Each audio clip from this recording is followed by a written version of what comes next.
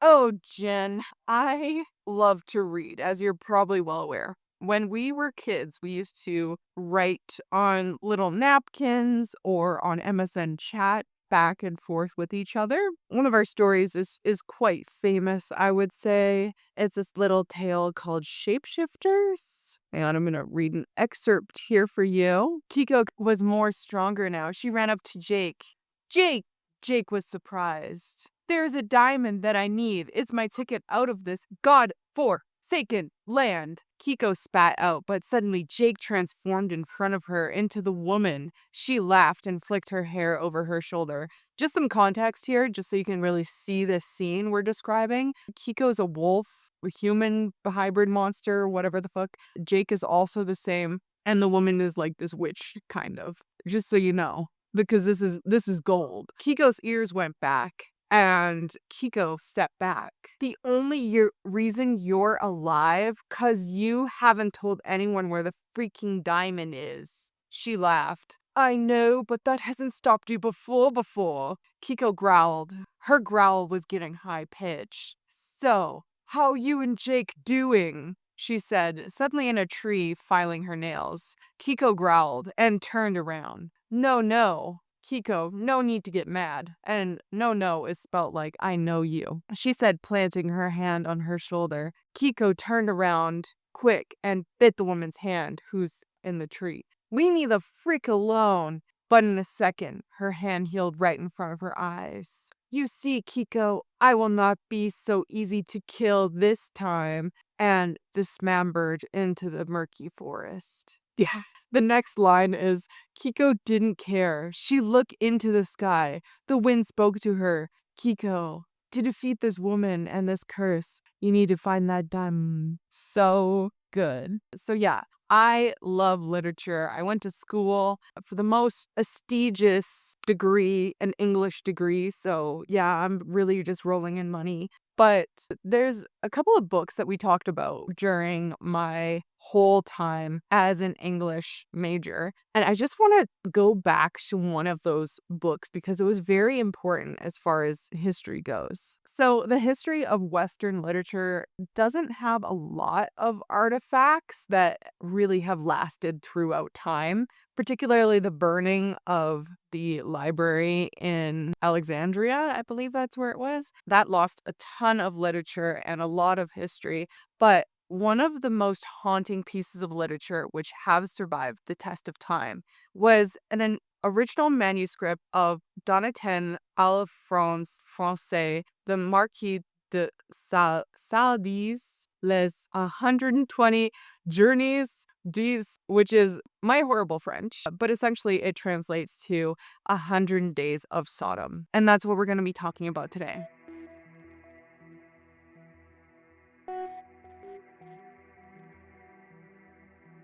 Hi, and welcome to the Decomposing Flower podcast. I'm your host, Kira, and with me is Jen. Everything that we say in our podcast is hopefully as truthful as we can get it. Keep in mind, all our sources come from the internet. We're just here to talk about a story. Actually, today is a story, a particular piece about history, and this one is quite infamous. It's infamous because we're going to be talking about a lot of dark subjects, like I'm not even just talking murder. I'm talking like sexual assault. I'm talking about pee and poo and basically everything under the sun that's no good. There's pedophilia. So if you're just not feeling comfortable with any of these topics, check out another one of our videos. Get a shawarma for yourself because I'm craving shawarma myself. And we'll see you in the next episode. The way we're going to be talking about today's subject is a little bit different compared to some of our other topics. So I'm going to give you the introduction. And this is where we're going to talk about the history and how this came to be. And then I'm finally going to summarize the plot.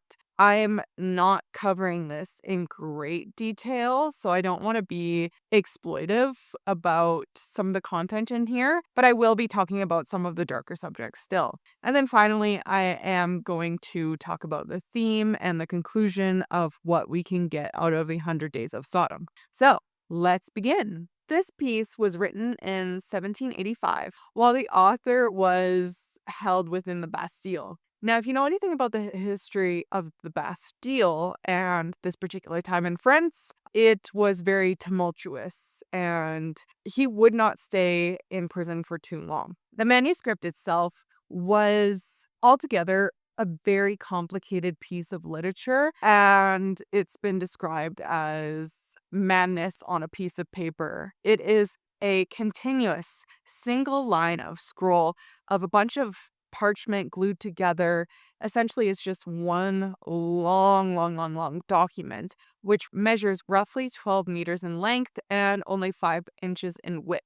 Sade, and I hope I'm pronouncing his name right. If I'm not, oopsie, composed this scroll in very tiny handwriting. He worked by candlelight for 37 consecutive evenings, and he tried his best to avoid any detection by his jailers. He had a thin ribbon of paper that was kept into the crack of his prison wall, and he really wanted to dive into discuss human depravity. When the Bastille was stormed on July 14th, 1789, Sade had already been transferred to the insane asylum, leaving his masterpiece behind in the fortress, which was very crazy because if you know anything about the storming of the Bastille, it was very violent. There was lots of fires. For the remainder of his life, he believed that his scroll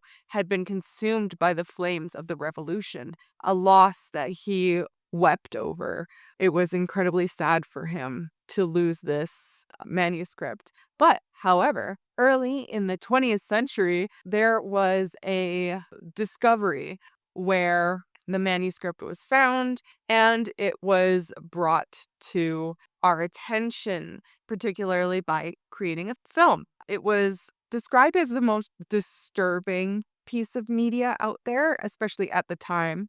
It was created by a man named Pier Paolo Pasolini. And in 1975, Pasolini released Salo, or 100 Days of Sodom, a film that transposed Sade's writings into Salo. And Salo is a little bit different from the original work. Instead of taking place back in the 1700s in France, this takes place in the countryside of Italy, and it's during this time where Hitler was reigning, and it was towards the very end of Hitler's reign. The people knew that Hitler had died, and this was during the very end of Mussolini's republic. And so the people in this film come up with the brilliant idea that while they're still alive, because they're going to kill themselves, they will have 100 days of the most crazy, messed up shit you can imagine. And this is pretty kind of close to the original works. It's just taking place in Italy. So it was released just 3 weeks after Pasolini's brutal and unsolved murder, just to add a little bit more into the whole mystery of this movie.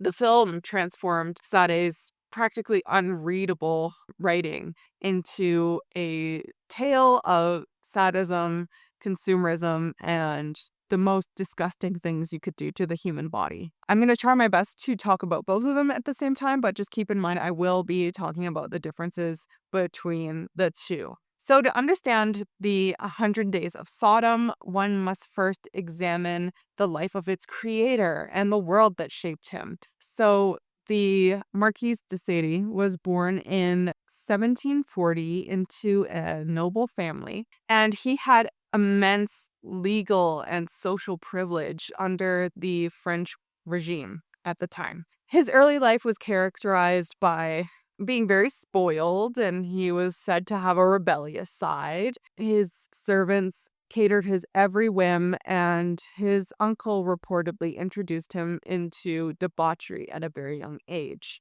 Sade later went on to join the military and got married, but this did little to curb his pursuits and desires. It quickly evolved from being something that was kept on the sidelines, oh, he's just a little disgusting into full-blown violent and public scandals. His incarceration went to various prisons and asylums for over 30 years. And this was not merely due to the result of his sexual explicit activities, but also because of his blatant disregard for the social and religious order of his times. France was very, very religious back in this time. So him just doing whatever the fuck he wanted didn't really fly so well. His writing was born from the vacuum of his imprisonment and his mind just going wild,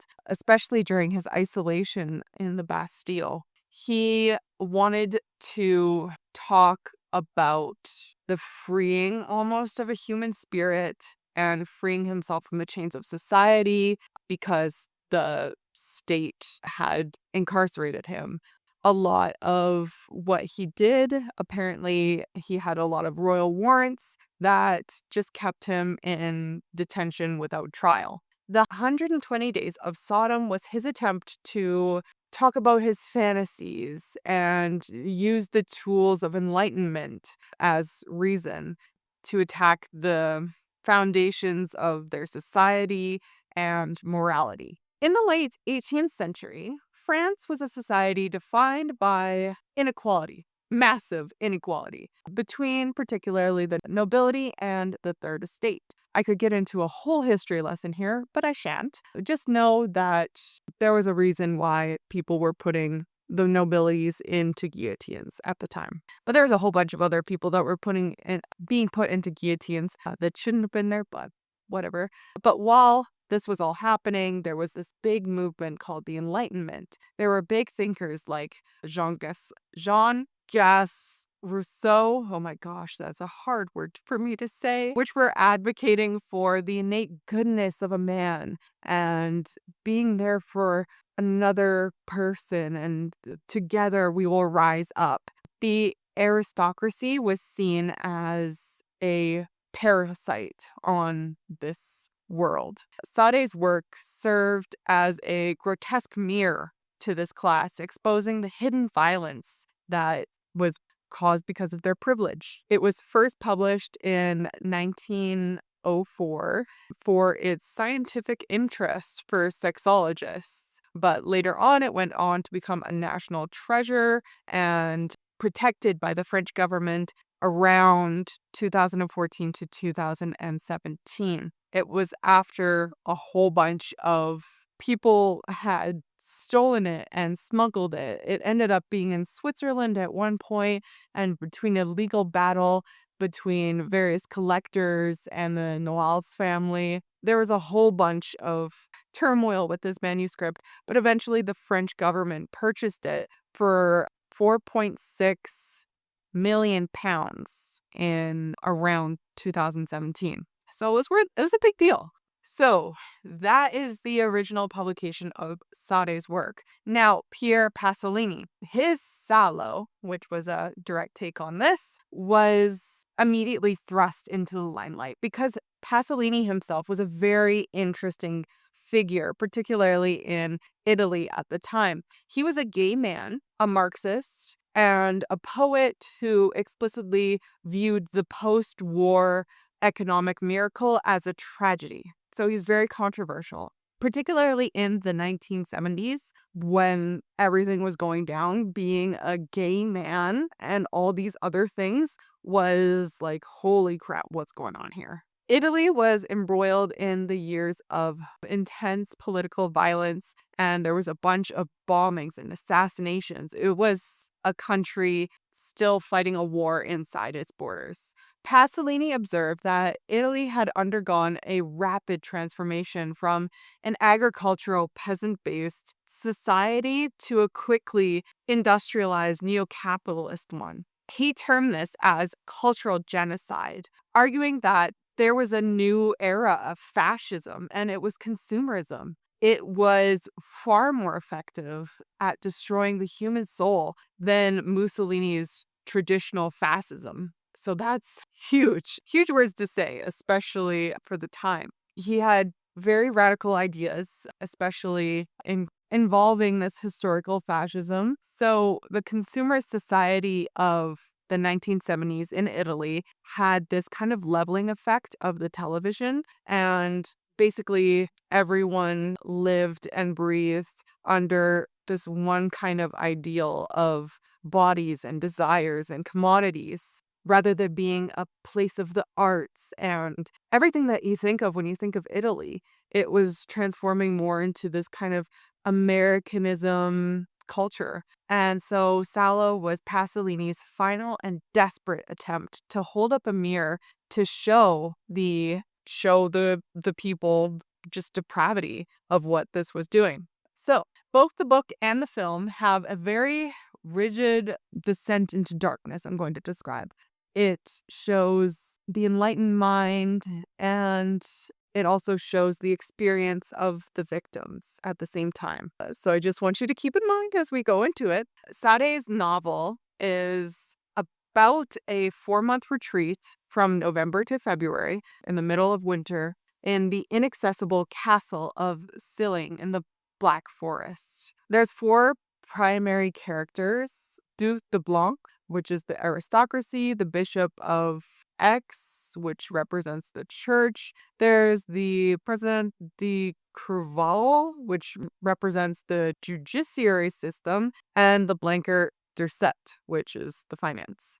They all have their household with them. So they have the wives, and there's some things to do with the wives later on. But there's a lot of incest here. They've kind of married one another. A lot of the people's daughters are married to these various members, these main characters in the novel. So it's just kind of this incestuous circle. There's the storytellers, which are there are kind of vehicles throughout this novel. There's 4 middle-aged prostitutes who recount 150 passions, quote unquote. It's essentially just them telling you stories of their sexual altercations. Altogether, there's probably about 600 sexual acts, kind of. It's a very explicit novel.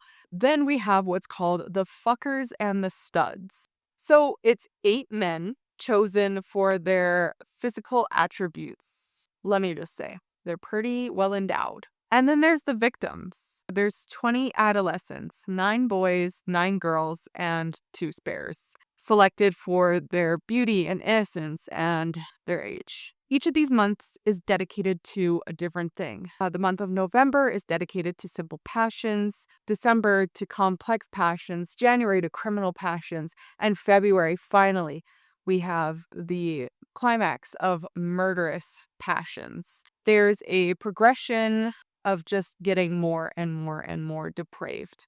The movie has a similar structure of just continuing to get worse and worse and worse. A lot of people akin it to Dante's Inferno by the circles of hell and how it just keeps getting worse and worse. Like they start at the beginning where they're looking at hell and saying, "Ooh, that doesn't look good." And it just gets worse and worse and worse. There's the Ante Inferno, which has the kidnapping of 18 teenagers. Again, 9 boys, 9 girls. There's the circle of mania or manus, which is there's a lot of humiliation involving these young people, the victims, and the storytelling of the prostitutes. There's a circle of shit, which involves the consumption of poo. And then finally, it kind of coalesces back into a circle of murderous passions, a circle of blood, where there's a bunch of betrayal and executions. In the film, the storytelling again is told through our vehicle of these prostitutes, where they're just going to sit in a chair and tell you the story. And there's a bunch of things that are happening around the prostitutes as they're telling their story of all the things that they've done. But as it's going on, the victims are not only physically abused, they are told that they need to adapt to the customs of their tormentors. They need to just follow the rules or they will be murdered in the worst ways possible. So the 4 kind of main characters, the Duke, he is a part of the military, the aristocracy. He's seen as very strong, but he's also a coward, and he also really doesn't like women and mothers, but he's seen as the leader of the group and a representative of power. Then you have the bishop, who represents the church. He's a very weak, misogynistic, and kind of a sodomist, and he represents religious hypocrisy and control. Then we have the magistrate, which is the judge. He's a very, holy shit, he is a very dirty guy. And I mean that in the worst way possible. He enjoys sentencing the innocent to the worst acts imaginable, and he represents the corruption of law. Then finally, we have the Dursect, who represents finance, and he is short and chubby, and he represents the economic power and everything wrong with our consumerism, kind of. In Sade's books, these characters are interchangeable. They have an extended list of crimes, and they're all jaded in the worst way possible. In the film, however, Pasolini emphasizes their behavior and kind of tries to keep them in their specific roles rather than making them more interchangeable. And finally, let me get into some more differences from the page to the screen. In the novel, the core victims are the main character's own daughters, the wives, a detail that emphasizes the theme of incest and the total erase of bonds as far as the pursuit of something greater, that in the pursuit of pleasure, there's really nothing that matters as far as relationship goes. There's only the master and the slave is what he tries to get at. In the film, the 18 teenagers are strangers, and they're kidnapped from the countryside rather than having connections to the people inside. Then finally, Sade's book, he goes on to talk about the ears a lot, saying they're the most flattering of our organs for communicating lust. It's just a lot of weird imagery. In Pasolini's film, the rituals are more spectacles, or at least that's what a lot of the media says. So, finally, oh my gosh, how does the story work out? The narrative begins with 4 wealthy and powerful figures. Like we've talked about, we have the judge, the bishop, the noble, and the banker, who put themselves into this castle for 4 months. They bring an entourage of victims, including the prostitutes, the 8 fuckers, and the 20 adolescent victims who are their own daughters and wives. And there's only one rule: pursue your own pleasure. Do whatever it takes. And so, part 1, the simple passions part. One of the prostitutes, Madame Duclos, recounts 150 simple passions. In this particular part, it's really gross, but there's kind of no actual intercourse. They just listen to the stories every evening, and then they will reenact them onto the victims. These acts are focused on humiliation and abuse, necrophilia, and eating poo. The next part, complex passions. We have a new prostitute, Madame Chamfil, who narrates 150 complex passions, which move more into schooling the act of how to do these intercourses. This month is defined by systematic rape, incest, and flagellation, so whipping people, I believe. During this phase, the 4 kind of main characters marry each other's children in order to bond each other together and further go into this kind of master-slave dynamic. Part 3, new prostitute. And she's talking about the criminal passions. She recounts 150 of them, which are acts of passion that stop just short of murder. This section describes the sodomy of very, very young children and the mutilation of these victims, such as tearing off fingers or burning skin with red-hot pokers. The treatment of the victims become increasingly brutal as they grow more and more depraved, these main characters. Then finally, we have part 4. We have the final storyteller, Madame Degrange, oh jeez, who details 150 murderous passions. This part is mainly just a section of notes, so it doesn't really get into a whole bunch of like what actually happens in the stories. It's more just kind of documented fantasies of skinning victims alive, disemboweling pregnant women, burning entire families. This part is really gross. Finally, there is a part with one figure who is stimulated by watching girls being tortured to death.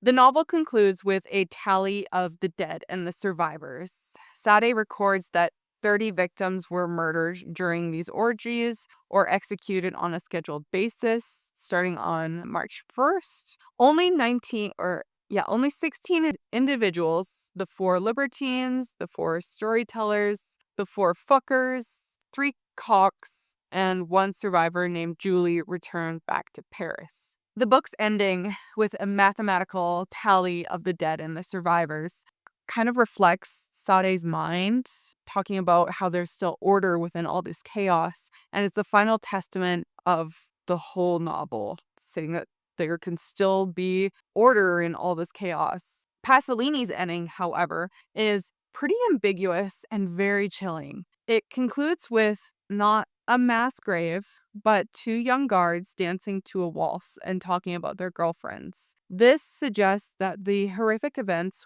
witnessed by the audience have no lasting impact on society. The executioners are ordinary men who will return to their normal lives with no consequence. The camera kind of pans away and just leaves the audience with their thoughts and that they can't look at the horrors anymore of what just happened. So a lot of people look at this, and myself, when I first read this, I was like, why? Why does this need to be a thing? But it's, like I said in the beginning, it's really, if you're trying to find a purpose out of this rather than just finding something that's disturbing, it is total despair. It is a allegory on the topic of capitalism and society, and that one thing Pasolini said before he passed away in an interview, one of his final ones, he said the circle of shit. He equated to the consumption of poo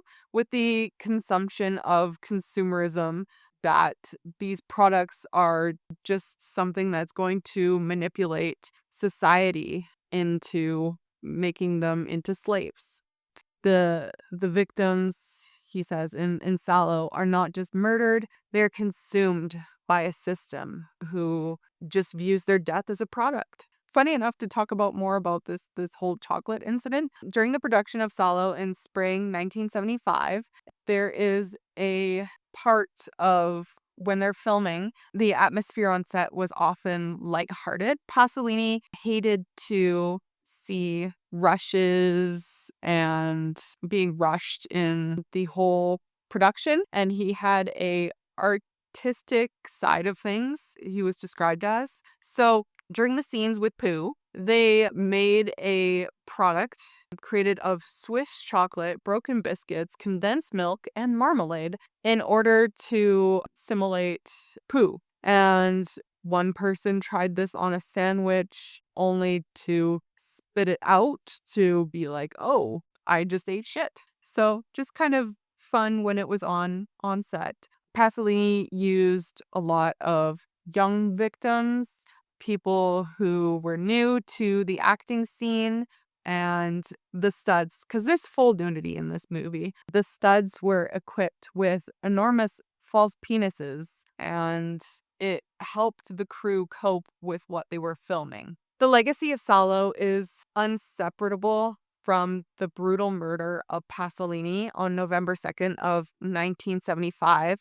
Just 3 weeks before the film's premiere, his body was found disfigured on a waste ground in Ostia. I hope I pronounced that right. His body was battered so badly that his face was almost unrecognizable. While the official verdict was a hookup gone wrong, involving a 17-year-old Giuseppe. The circumstances have suggested that this was a political assassination. One of the most compelling theories regarding his death and the production of Salo was that the master copy of the film was stolen from the Technicolor studios. Some investigators believe that his trip to Ostia was an attempt to retrieve these stolen reels, a trap set between criminals and Pasolini trying to find his film that he worked so hard on. That, this could have been a whole setup. So the journey from this scroll in the Bastille to all of a sudden a body in a wasteland, it tells a tale of human depravity and a battleground of intellectual ideals. The original 100 Days of Sodom and Pasolini's Salo stand as cornerstones of the most experimental literature and cinema. These works don't shy away from making the audience uncomfortable, but that's kind of where we're at with today's review of these two works. Hopefully I explained this with as much detail as possible. It was pretty hard to read. I wouldn't recommend reading it yourself unless you're ready for something truly disgusting. But if you have any case suggestions, you are more than welcome to drop it down below. We have a Google Doc where you can leave suggestions and let us know your thoughts in the comments. We always love to hear what you thought, and we'll see you in the next episode. Bye.